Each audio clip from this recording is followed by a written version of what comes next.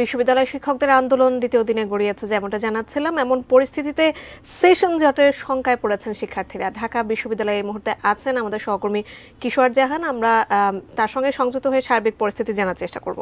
কিশোর, আমরা জানি যে সর্বজনীন পেনশনের প্রত্যয় স্কিম বাতিলের দাবিতে দেশের সব পাবলিক বিশ্ববিদ্যালয়ে আসলে এই আন্দোলন শুরু করেছেন শিক্ষকরা, এবং যেটা দ্বিতীয় দিনের মতো গড়িয়েছে। এবং শিক্ষার্থীরা কিন্তু সেশন জট নিয়ে বেশ শঙ্কায় থাকেন। এটা আমাদের নতুন কোনো চিত্র নয়, আমরা পুরনো চিত্র এটা দেখতে পাচ্ছি। এখন এই অবস্থায় একাত্মতা প্রকাশ করলেও আসলে শিক্ষার্থী যারা আছেন তারা কি বলছেন?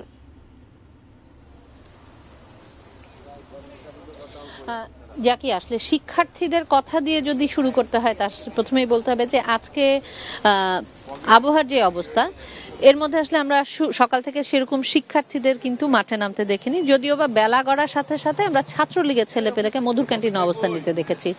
এবং আসলে একে তো বৃষ্টি, এবং গতকালকে যেহেতু অনেক শিক্ষার্থী জানতেন না যে লাইব্রেরিটি বন্ধ, সেহেতু অনেকে এসেছেন, এবং সেটি আসলে আরও জানাজানি হওয়ার পরে শিক্ষার্থীরা এটাও জেনেছেন যে যেহেতু লাইব্রেরি বন্ধ, সেহেতু বিশ্ববিদ্যালয়ে এসে এই মুহূর্তে কিন্তু তাদের কোনো কাজ নেই। আমরা বিভিন্ন চায়ের দোকানগুলোতে ঘুরে কিছু শিক্ষার্থী পেয়েছি, কিন্তু তারা আসলে বাস্তবতা অনেকটা এরকমই, যেহেতু শিক্ষকদের সঙ্গে সরাসরি তারা শিক্ষকদের ছাত্র, এই পরিস্থিতিটা নিয়ে ওনারা আসলে খুব একটা কথা বলতে চান না।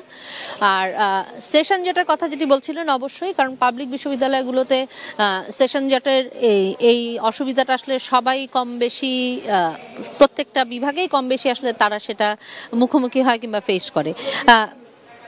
যেই কারণে আসলে কর্মবিরতি এবং অবস্থান, সেটিও আপনি বলছিলেন যে অর্থ মন্ত্রণালয় জারি করা যে পেনশন সংক্রান্ত যে স্কিম, সেই প্রজ্ঞাপনটা আসলে ওনারা প্রত্যাহারের দাবিতে আসলে শিক্ষকরা মাঠে নেমেছেন। এবং আমরা যখন সকালবেলা শিক্ষার্থী না পেলেও শিক্ষক এবং কর্মচারী যারা আছেন, কর্মকর্তা কর্মচারী যারা আছেন, তারা কিন্তু বেশ সরব। আমরা লাইব্রেরির সামনে, কলাভবনের লাইব্রেরির সামনে আসলে সকালে ওনাদের অবস্থান নিতে দেখেছি, এবং দুপুরের পরে শিক্ষক সমিতি হয়তো বা আরও বিস্তারিত আমাদের জানাবেন যে ওনারা আসলে পরবর্তীতে কি করবেন বা পরবর্তী কর্মসূচি কি হবে।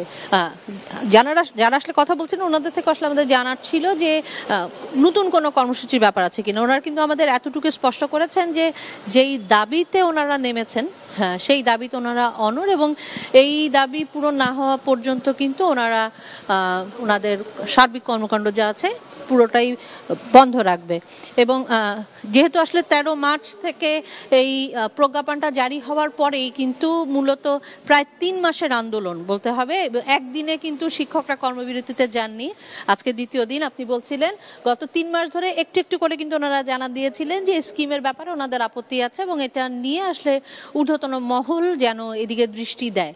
তো সব মিলিয়ে আসলে এখন পর্যন্ত বিষয়টি নিয়ে সুরাহা হয়নি, এবং ওনারাও বলছিলেন যে ঊর্ধ্বতন কর্তৃপক্ষ এখন পর্যন্ত ওনাদের সাথে যোগাযোগ করেনি এটা নিয়ে এই সমস্যাটা সমাধানের। তো দুপুরের পরে হয়তো বা শিক্ষকরা আমাদেরকে আরও আপডেট দিতে পারবেন যে পরবর্তী কর্মসূচি ওনারা কি নেবেন বা পরবর্তী কর্মপন্থায় বা ওনারা কি অবলম্বন করবেন। এখন পর্যন্ত এই ছিল জাকিয়া।